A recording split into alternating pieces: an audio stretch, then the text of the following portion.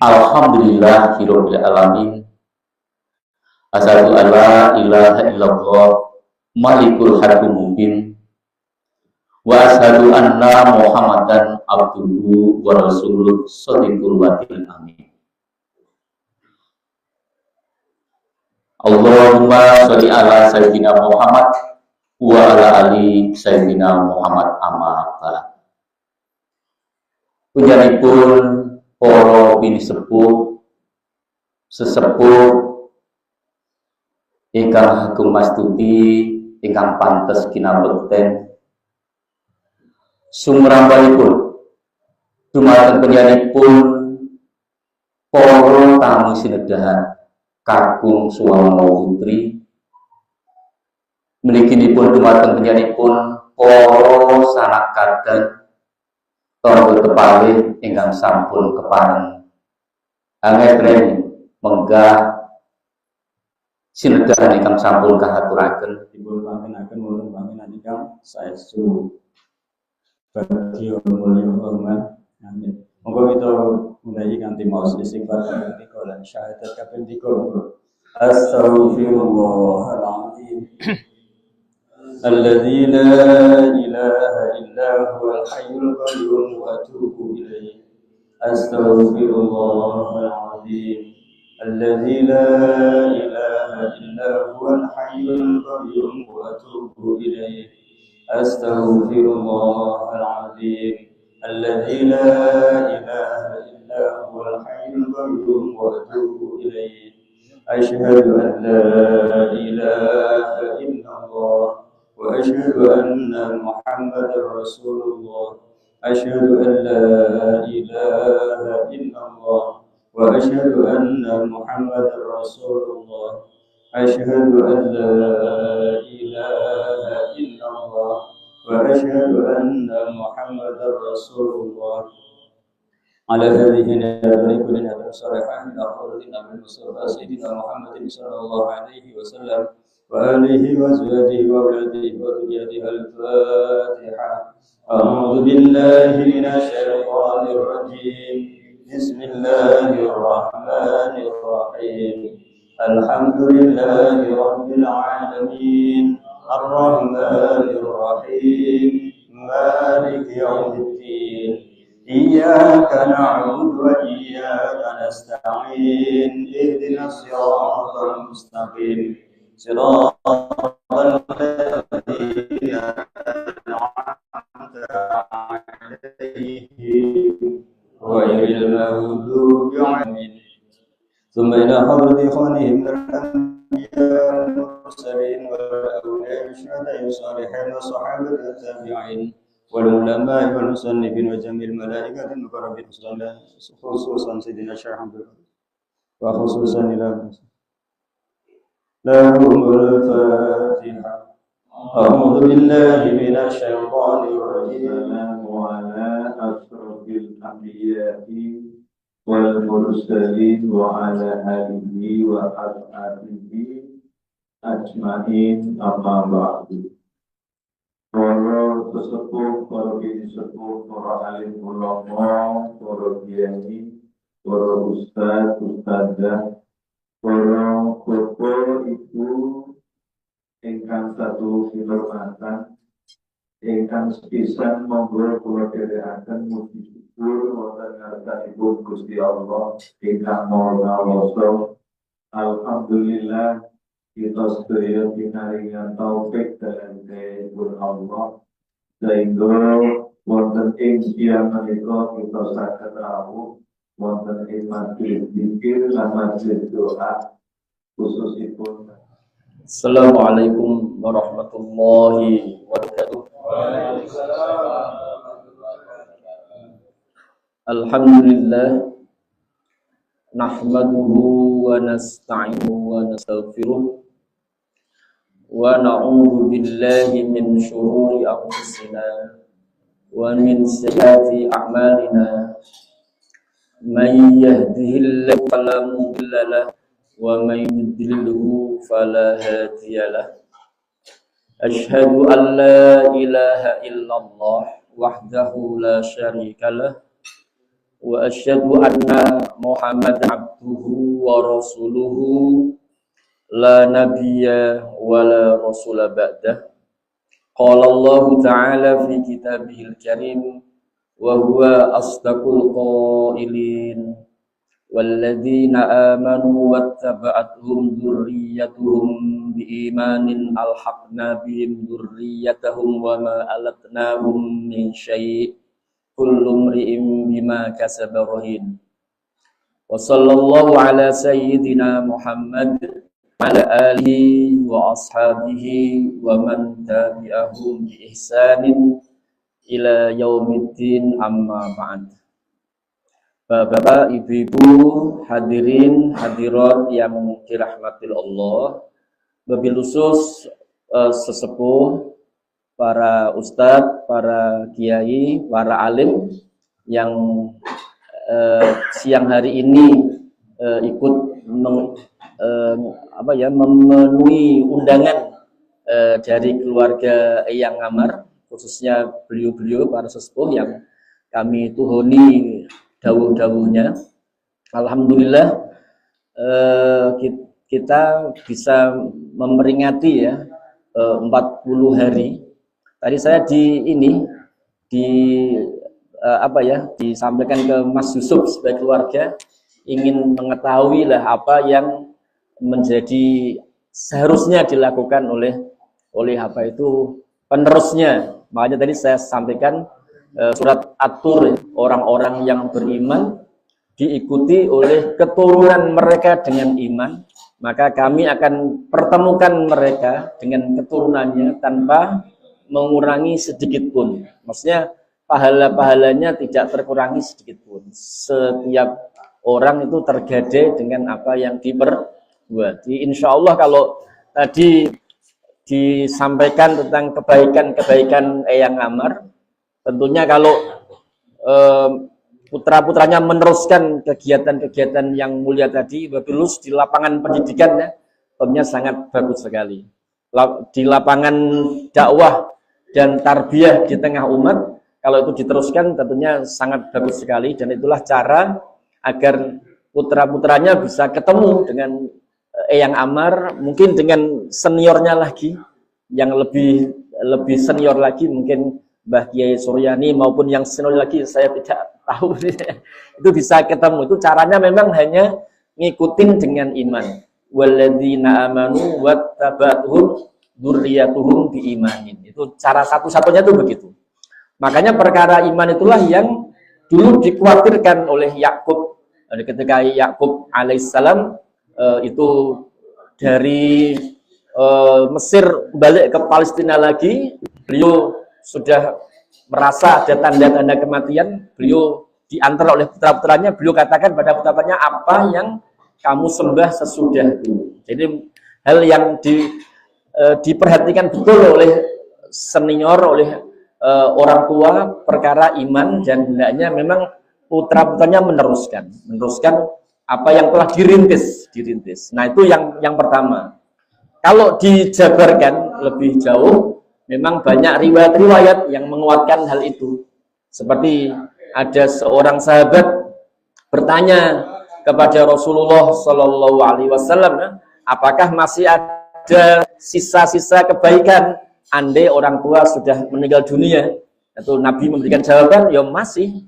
Di antaranya adalah berbuat baik kepada orang-orang yang dulu orang tua kita berbuat baik kepadanya. Jadi diteruskan.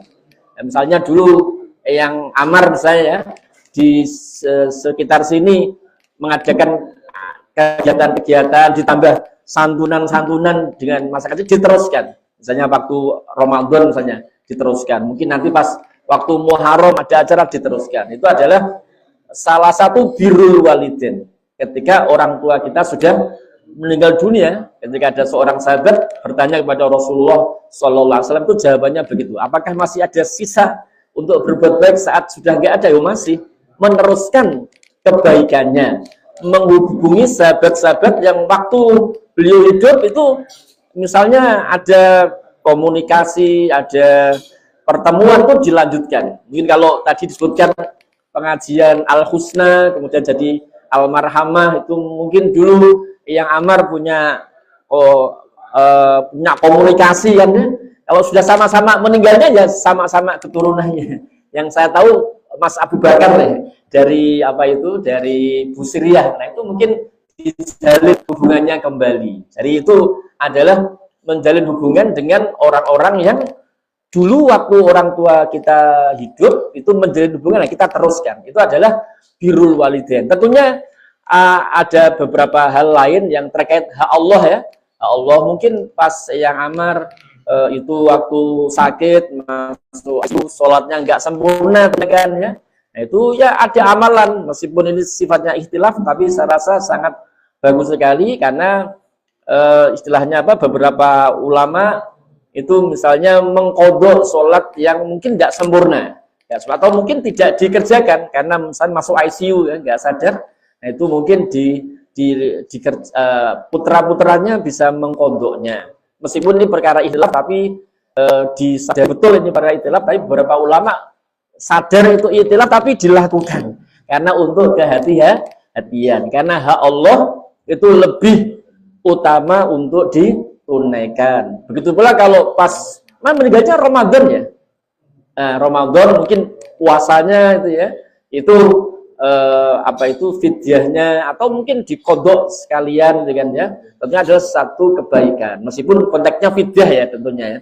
Tapi seandainya tadi hal memang itu ikhtilaf ya, memang ikhtilaf. Maksudnya perbedaan dalam detail itu biasa.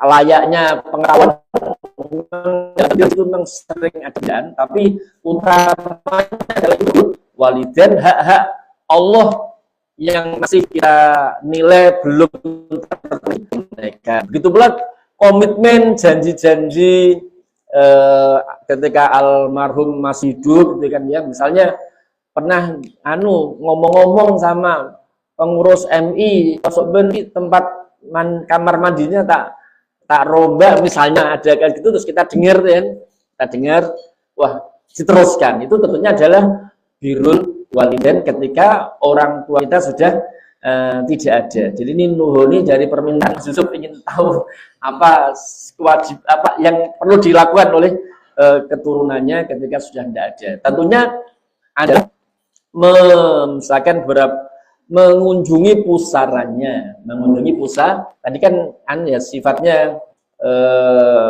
hal yang memberi manfaat itu diteruskan. Nah ini kan sifatnya lebih spesifik, lebih hubungannya pribadi adalah mengunjungi pusaranya. Jadi jangan sampai pusaranya itu tidak pernah kita kunjungi. Nabi kita Muhammad SAW ya disebutkan oleh beberapa rawi dan dilanjutkan oleh Aisyah radhiyallahu anha.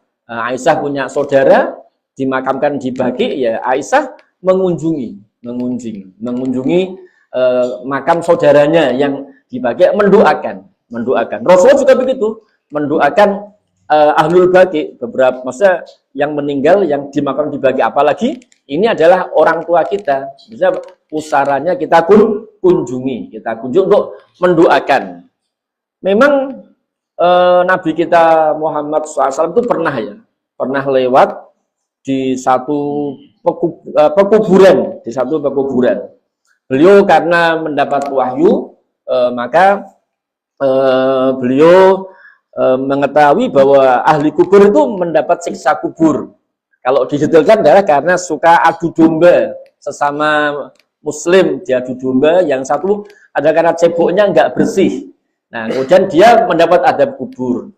Nah, kemudian Nabi menaruh ranting kurma dengan harapan memang dengan harapan perbuatan tersebut itu bisa meringankan adab kubur dari orang tersebut. Nah, kemudian para ulama memberi penjelasan, rahasianya terletak di mana? Rahasianya adalah terletak sepanjang ranting-ranting itu masih basah, maka ranting-ranting tadi itu menyebut kalimat-kalimat thayyibah dan itu meringankan. Makanya ini bukan ranting-ranting tapi keturunannya.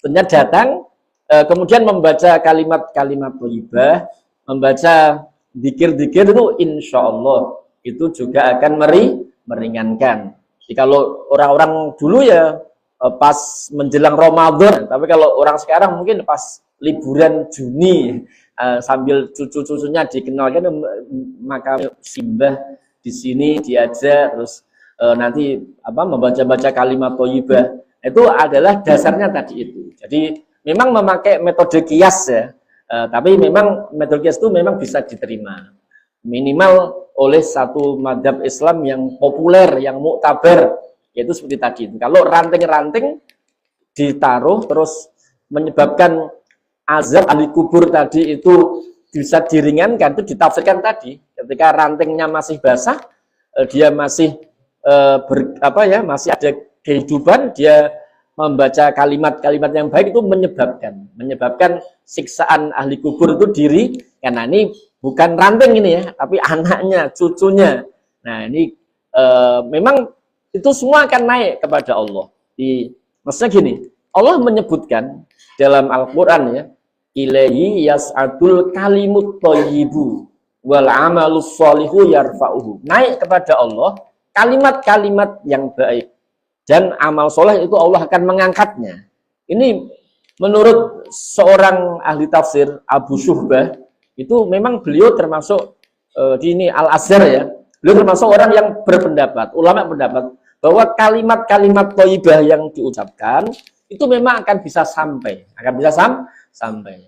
Kalaupun itu misalnya tidak sampai menurut sebagian pendapat orang, itu beliau mengatakan ya sudah, kalau tidak sampai nanti memohonkan kepada Allah Subhanahu wa Ta'ala, dimohonkan kepada Allah Subhanahu wa Ta'ala, dan Allah sendiri menjanjikan kepada Allah naik kalimat yang thayyibah dan amal soleh Allah mengangkatnya. Nah ini sesuatu yang saya rasa sangat-sangat bisa dikerjakan oleh ahli waris ya, ahli waris bahwa ya secara berkala itu ya, mungkin pas bulan liburan Juni atau liburan Syawal gitu kan ya, nah itu mengunjungi pusaranya. Syukur-syukur kalau di daerah-daerah itu ya memang ya agak rutin ya, misalkan 1 bulan tuh udah biasanya lah orang desa kan makamnya di pojok.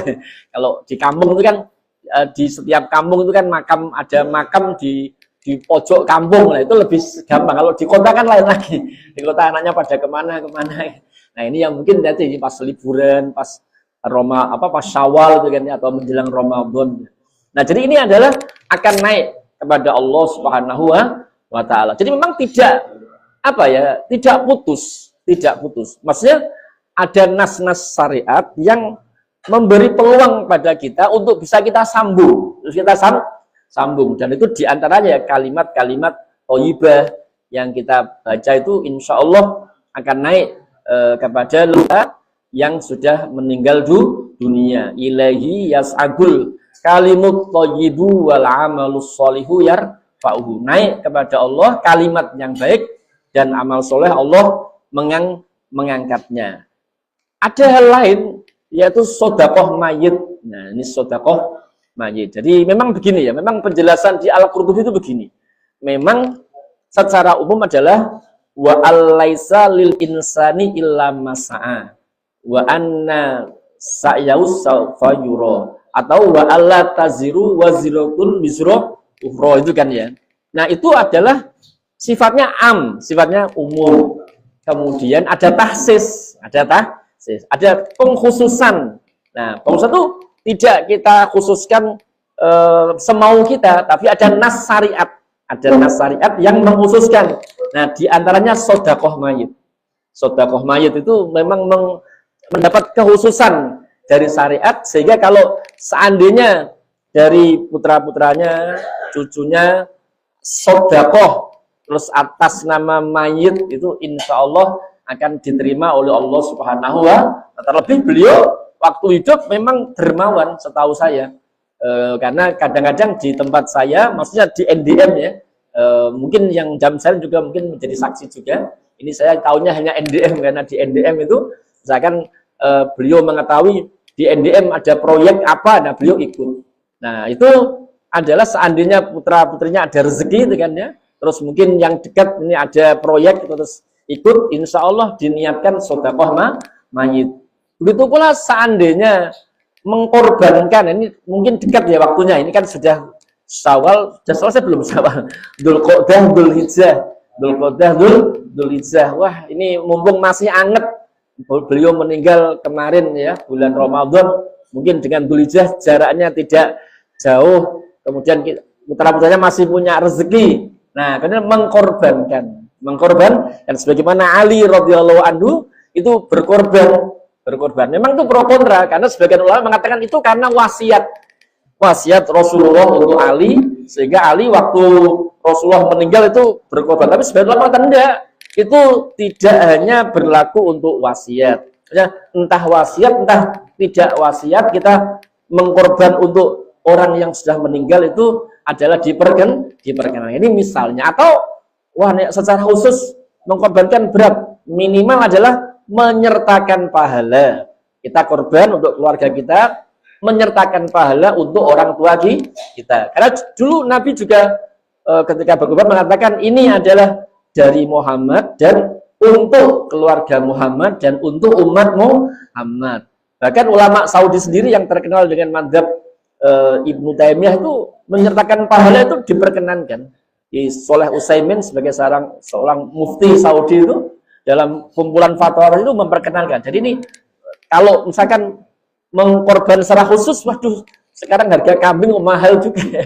Mungkin sekarang korban urunannya mungkin 4 juta mungkin nanti itu ya. Apalagi ini rupiah mungkin terpuruk karena selat Hormuz. Mungkin nanti lebih mahal. Nah, kalau korban sendiri itu berat sekali, mungkin menyertakan pahala. Jadi walhasil banyak sekali kita diberi kesempatan oleh Allah, meskipun orang tua kita itu sudah wafat, sudah diberi kesempatan Allah untuk tetap sambung.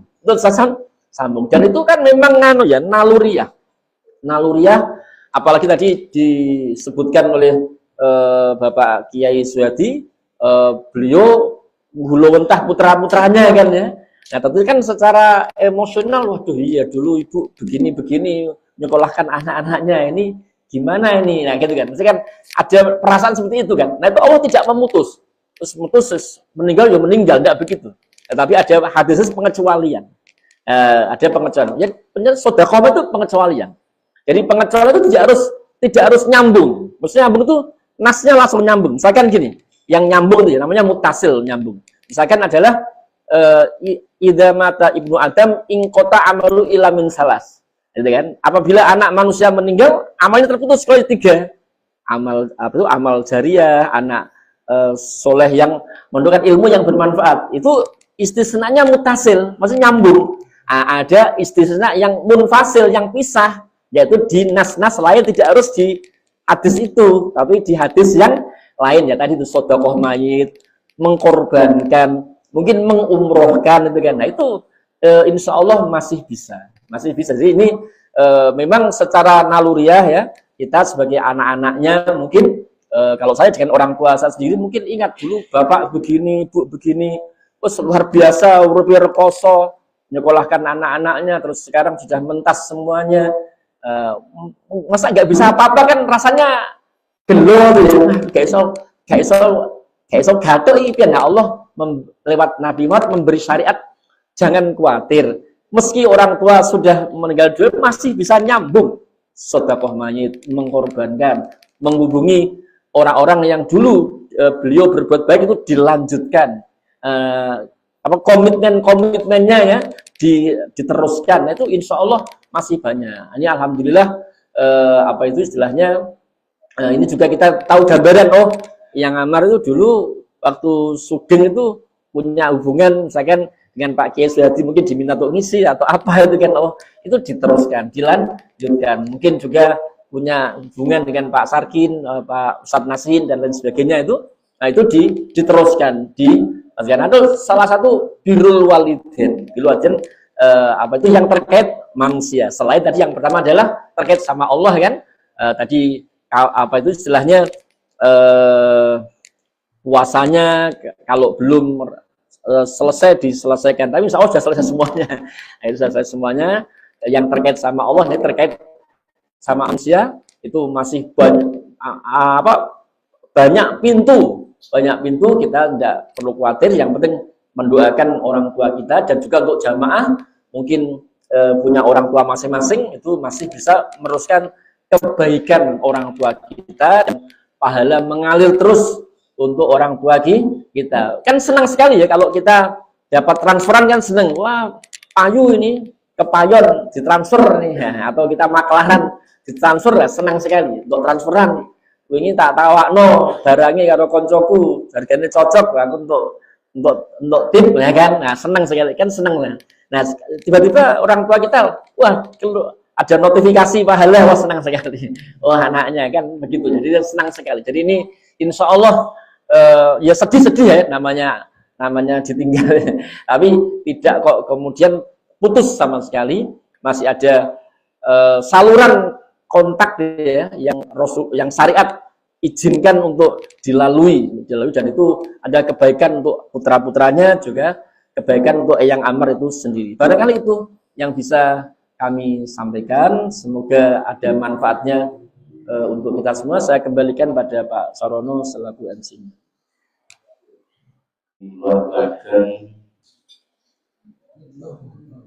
Kasmadakan ibu ide menelpon para ibu yang selalu dihormatan adik coro tentang kawan dosa intern suruh ibu almarhumah Ibu Haja Sri Rahayu Amar binti Kiai Haji Suryani kados itu sampun paripurna. Awit ibu kulo kiamat minangka jejering pamiwara awit kula matur marang panjenengan sami wonten perintah kuning atur cara atur saha kirang ing supaya waktu kulo nyuwun sampun ing panjenengan sami semoga pemanggilan ing soter meningkatkan para dosa dinten suruh ibu almarhumah Ibu Haja Sri Rahayu Amar binti Haji Suryani. Kita tutup kanthi doa kafaratul majlis. Bismillahirrahmanirrahim. Subhanallah wa bihamdika asyhadu an la ilaha illa anta astaghfiruka wa atubu ilaik. Walhamdulillahi rabbil alamin. Wa billahi taufiq wal hidayah. Wassalamualaikum warahmatullahi wabarakatuh. Terima kasih pun para sepuh, para sepuh sinedaan semoga angga kami daharan ingkang sampun mawis saha menika wonten sidhetip saking keluarga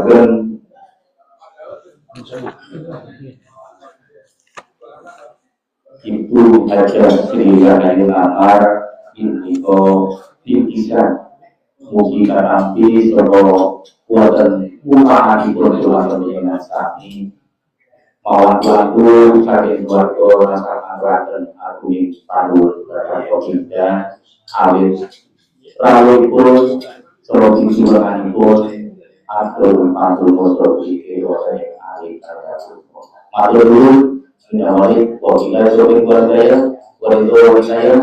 Wassalamualaikum warahmatullahi wabarakatuh.